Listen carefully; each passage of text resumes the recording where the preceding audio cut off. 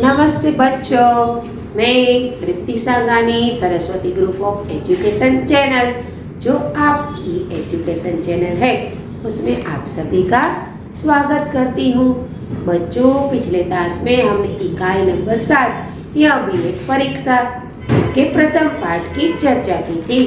आज हम इस क्लास में इस इकाई को आगे बढ़ाएंगे और खत्म करेंगे, उसे समझने का प्रयास करेंगे। लेकिन उससे पहले पिछले क्लास में हमने जो अभ्यास किया है उसको एक बार फिर से दोहरा लेते हैं। बच्चों, पिछले क्लास में हमने देखा था कि एकांकी कहाँ से शुरू होती है कि बाजार का दृश्य है। बाजार में बहुत सारी चहल पहल हो रही है, कुछ लोग इधर जा रहे हैं, कुछ लोग इधर जा रहे हैं। तभी एक बूट पॉलिश करने वाला लड़का गुजरता है, उसके हाथ में बूट है, पॉलिश है और वो चिल्ला रहा है बूट पॉलिश, बूट पॉलिश। वह एक मुसाफिर को देखता है और बताता है कि बाबूजी, मैं आपके बूट को आईने जैसा बना दूंगा, आप बूट पॉलिश करवा लीजिए। आप जब अपना चेहरा उसमें देखें, आपको दिखाई दे यानी कि बूट पॉलिश अच्छा हुआ है, तभी आप मुझे पैसे देना, 2 ही रुपए। लेकिन वो मुसाफिर उस पर भड़क जाता है, वो उसको डांटता है कि हट जा, क्यों मुझे चिपक रहा है। बेचारा बच्चा उसके पीछे पीछे चले जाता है। तभी एक अखबार बेचने वाला अपने साथ अखबार का बंडल लिए निकलता है। वो जोर जोर से चिल्ला रहा है कि आज की ताज़ा खबर है, आज की ताज़ा खबर है। भूकंप के कारण जो नुकसान हुआ था उसका नवनिर्माण हो रहा है, स्कूल की फी माफ की जा रही है। कुछ बच्चों ने, स्कूल के बच्चों ने डाकुओं को पकड़ा, ताज़ा खबर, आज की ताज़ा खबर। कुछ लोग उससे अखबार खरीदते हैं। तभी एक चाय वाला अपनी चाय बेचने निकलता है। उसके पास एक बाल्टी है जिसमें बहुत सारे कप है और हाथ में केतली है। वो बेचारा चाय गरम करते करते चिल्ला रहा और जा रहा है। तभी एक अखबार पढ़ते हुए एक लड़का गुजर रहा है। वो दोनों आपस में टकरा जाते हैं और बेचारे की बाल्टी नीचे गिर जाती है, वो सारे कप बिखर जाते हैं। चाय वाला भड़क उठता है उस बच्चे पर और कहता है, अंधा है क्या, तुझे दिखाई नहीं दे रहा है, मेरी सारे कप गिरा दिए और टूट गए। तब जो अखबार पढ़ रहा था वो बच्चा जोर से चिल्लाया, एक तो सामने से आकर टकराया, मेरी पेट भी खराब कर दी और ऊपर से रोब जमाता है। वो दोनों झगड़ते रहते हैं। तभी एक भिखारी आता है, वो भीख मांग रहा है, चिल्ला रहा है कि बाबूजी, लाला जी, आप मुझे मेरी सहायता कीजिए, मेरा सब कुछ लूट गया है, मुझे कुछ दीजिए। उसके पास एक कटोरी है, कटोरी में पूरी, रोटी, अमरूद और कुछ छुट्टे पैसे भी है। तब एक बच्चा वहां से गुजर रहा है, वो स्कूल जा रहा है, वो उससे टकराता है। भिखारी उससे मदद मांगता है, लेकिन वो बच्चा अपनी पेट की जेब में हाथ डालता है और कहता है कि यहाँ तो पिक्चर के लिए भी 8 आने कम पड़ रहे हैं, मैं तुझे क्या दूँ। आ जाता है तुम लोग जैसे मांगने के लिए, तुम्हारे पास कुछ है तो मुझे दे दो। भिखारी बेचारा बताता है कि मैं अंधा हूँ, बेसहारा हूँ, मेरे पास कुछ नहीं है, मैं भला तुम्हें क्या दे सकता हूँ। देने वाला तो नीली छतरी वाला है, यानी कि भगवान है, वही तुम्हें देगा। बेचारा भिखारी आगे बढ़ता है कि एक साइकिल वाला उसे टकरा जाता है। वो स्कूल जा रहा था, वो भी उस भिखारी पर चिल्लाता है, अंधा है क्या। आजकल इन भिखारियों ने बहुत परेशान कर रखा है। बेचारा भिखारी नीचे गिर जाता है, उसको लगती है, चोट आती है और बेचारा करा रहा है कि कोई मेरी सहायता कीजिए और मुझे सड़क के उस किनारे ले जाइए। तभी एक विद्यार्थी वहां से गुजरता है, वो स्कूल जा रहा है। विद्यार्थी उस भिखारी की सहायता करता है। उसकी जो टोकरी इधर उधर गिर गई थी, वो टोकरी उसे वापस दिलाता है। टोकरी में सारी चीज डाल देता है और बताता भी है कि इसमें 7 रुपए है बाबा जी।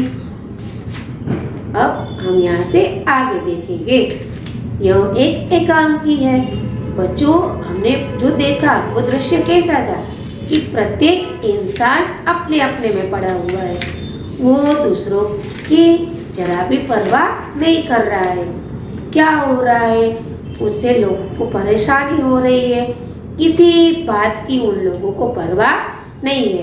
प्रत्येक इंसान अपने बारे में सोच रहा है। लेकिन एक विद्यार्थी अच्छे से पेश आता है भिखारी के साथ, तो उसके ये सारे गुण दिखाई भी दे रहे हैं। और दूसरे लोग कैसे थे, जो एक दूसरे के साथ गंदा व्यवहार कर रहे थे, गंदे से पेश आ रहे थे, जो कि एक गंदी बात है।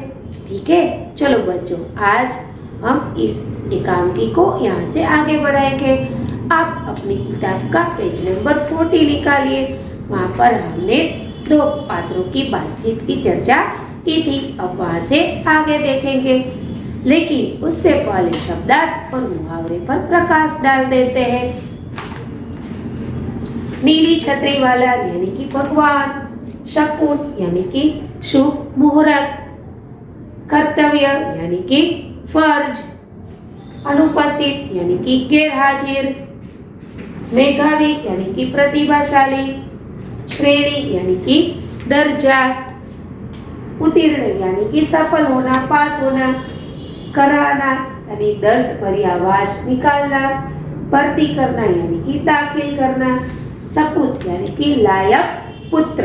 अब मुहावरा देख लेते हैं। शकुन खराब करना यानी कि शुभ मुहूर्त में बाधक बनना, अच्छे मुहूर्त में अड़चन आना। चलो बच्चों, आप अपनी किताब का पेज नंबर 40 निकालिए। हम वहीं से फिर से शुरुआत करते हैं। भिखारी पड़ा पड़ा, हाय भगवान मेरी टांग टूट गई। अरे कोई मुझे उठाओ, कोई तो भला मानो मुझे सड़क के किनारे बिठा दो रे। ए लाला, ए बाबू, मुझे सड़क के एक तरफ ले चलो रे। एक विद्यार्थी आता है, हाथ में बसता है। अरे क्या हो गया बूढ़े बाबा, टांग देखकर अरे रे चोट ज्यादा लगी है। कटोरे में पैसे, रोटी आदि डाल देता है। लो बाबा, यह रहा तुम्हारा कटोरा, इसमें 7 रुपए है। विद्यार्थी उस बूढ़े बाबा की सहायता करता है। अब आगे देखते भिखारी कटोरा लेकर कराता हुआ, जीते रहो बेटा, भगवान तुम्हें अच्छे नंबर से उत्तीर्ण करे। मेरा राजा बाबू को मुझ अंधे की लकड़ी कहाँ है?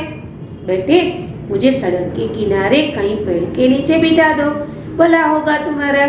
देखो, उस विद्यार्थी ने उस भिखारी के साथ अच्छा व्यवहार किया, अच्छे से पेश आया। इसीलिए उस भिखारी के हृदय से उसके लिए क्या निकली? यस, उसके हृदय से उसके लिए आशीर्वाद निकला, अच्छी बातें निकली कि तुमने मेरी सहायता की, तुम अच्छे नंबरों से उत्तीर्ण होगे, पास होगे, भगवान तुम्हारी सहायता करेगा, भला करेगा। तुम मुझे कहीं पेड़ के नीचे सड़क के एक किनारे बिठा दो तो अच्छा होगा। विद्यार्थी लकड़ी थाम कर, लो यह रही लकड़ी। स्कूल की घंटी सुनाई देती है तभी। अरे पहली घंटी लग गई, आज परीक्षा का पहला ही दिन है। किंतु खैर, बूढ़े से बाबा उठो, तुम्हें फुटपाथ पर बिठा दूं। अरे तुम्हारे पाँव में तो गहरी चोट है, घूंट बह रहा है। क्लास की घड़ी देखकर सोचता हुआ स्वयं से, उधर परीक्षा का समय, इधर यह अंधा बाबा, क्या करूं? देखो, विद्यार्थी की हृदय में अच्छी भावना है, वो दूसरों की सहायता करना चाहता है। इसलिए वो सोच रहा है कि घंटी बज गई है, परीक्षा शुरू हो गई है। और एक तरफ ये बाबा है जो अंधे भी है, बेसहारा भी है, और फिर उसकी टांग में चोट भी लगी है। तो मैं क्या करूं? इसकी सहायता करूं या स्कूल पर चला जाऊं? चलो आगे देखते हैं।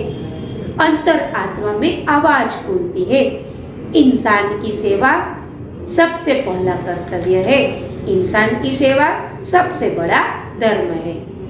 देखो, वह विद्यार्थी सोच रहा था, तभी उसके हृदय से एक आवाज सुनाई दी, कि इंसान की सेवा करना ही हमारा सबसे बड़ा बड़ा फर्ज भी है और कर्तव्य भी है और धर्म भी है।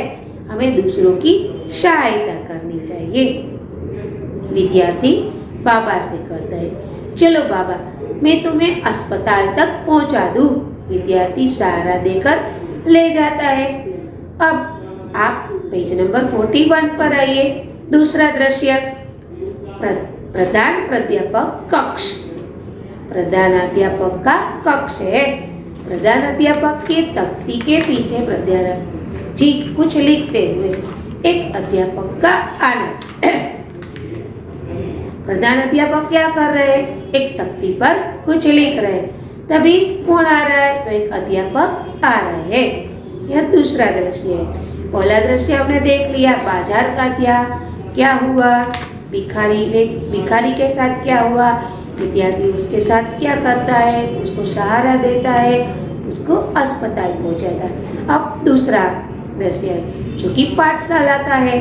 प्रधान अध्यापक तख्ती पर कुछ लिख रहे हैं। तभी पीछे से एक दूसरे अध्यापक आते हैं। अध्यापक, सर परीक्षा शुरू हो गई और देवेंद्र सेन अभी तक अनुपस्थित है। प्रधान अध्यापक, क्या देवेंद्र, क्या बात हुई? वो तो मेधावी छात्र यानी कि प्रतिभाशाली है, बहुत होशियार है। अरे भाई किसी को स्कूटर लेकर भेजो, लेकिन ठहरो, मेरे पास फोन नंबर है, पहले पता कर लेता हूँ। फोन उठाते हैं। हेलो हेलो हेलो, हाँ मैं प्रधान अध्यापक बोल रहा हूँ।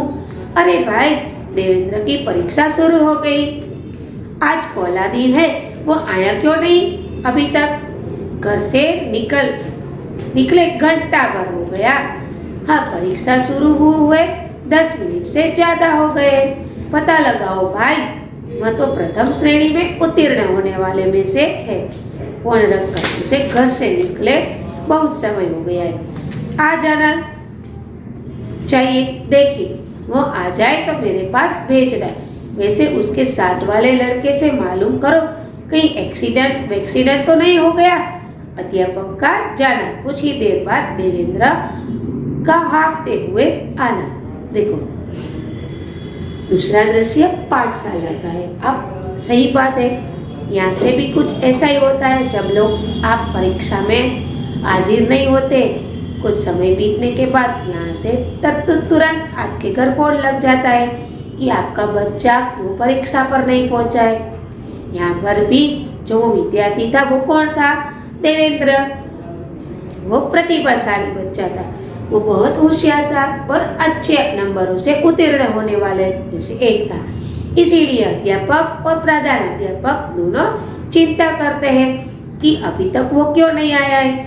उसके घर पर भी फोन लगाते हैं। घर से उसे उत्तर मिलता है कि उसे निकले हुए 1 घंटा हो गया है। तब यहाँ पर अध्यापक सोच में पड़ जाते हैं कि अभी तक वो क्यों नहीं आया है। क्या उसका एक्सीडेंट हो गया है? उसके साथ जो बच्चे आते हैं उससे मालूम करो कि यह क्यों नहीं आया है। अध्यापक वहाँ से चले जाते हैं। तभी क्लास में हाँफता हुआ एक बच्चा आता है। वो कौन था? देवेंद्र। अब आगे देखते हैं। देवेंद्र, क्या मैं अंदर आ सकता हूँ श्रीमान? प्रधानाचार्य, अरे देवेंद्र इतने लेट, कहाँ थे अब तक? देवेंद्र घबरा या स्वर, अस्पताल सर। प्रधान अध्यापक कड़क कर, अस्पताल? परीक्षा क्या वहाँ हो रही थी?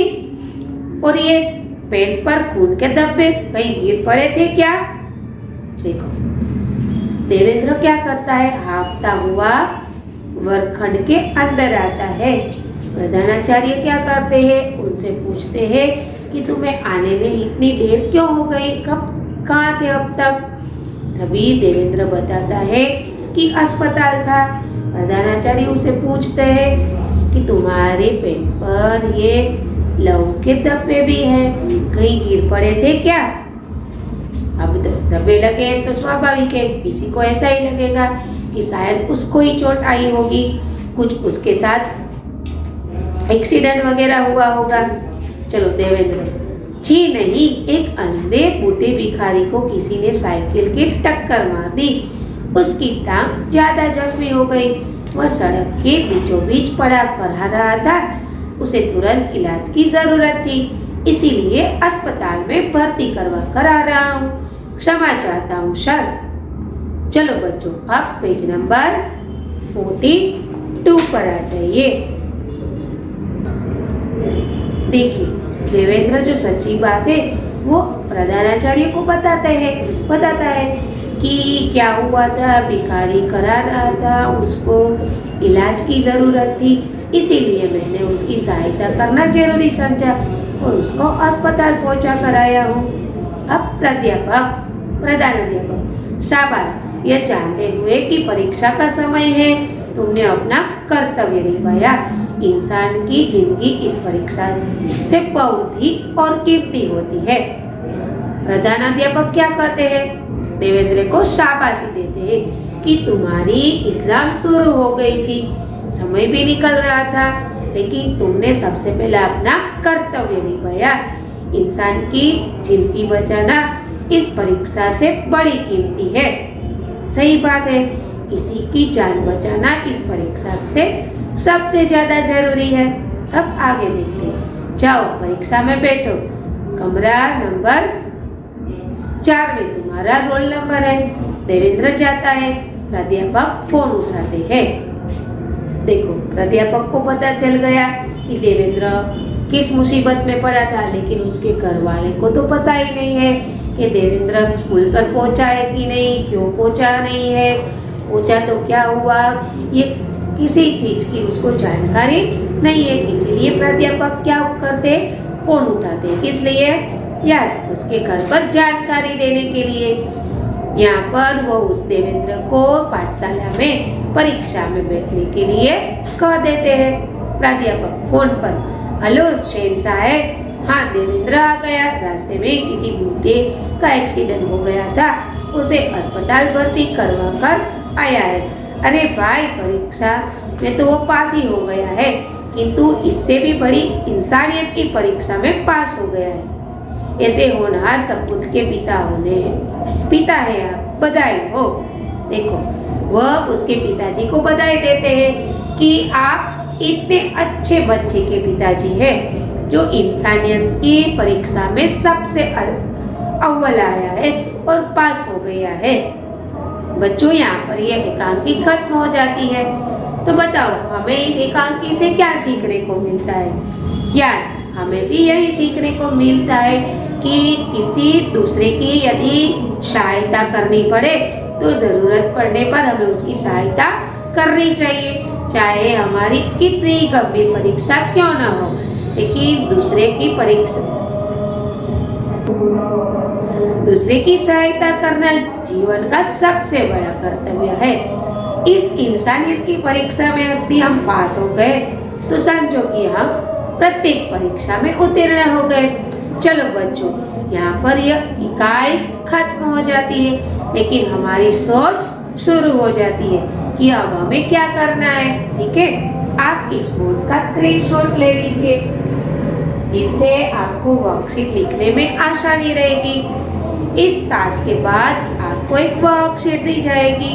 आपको अपनी बुक के अंदर दिनांक, विषय, चैप्टर नंबर, चैप्टर का नाम लिखकर अच्छे अक्षरों में इसे कंप्लीट करना है और साथ में इसकी पढ़ाई भी करनी है, केवल लिखकर छोड़ नहीं देना है। ठीक है, अगले टास्क में फिर मुलाकात होगी, लेकिन इससे पहले क्या करेंगे, रिकैप करेंगे।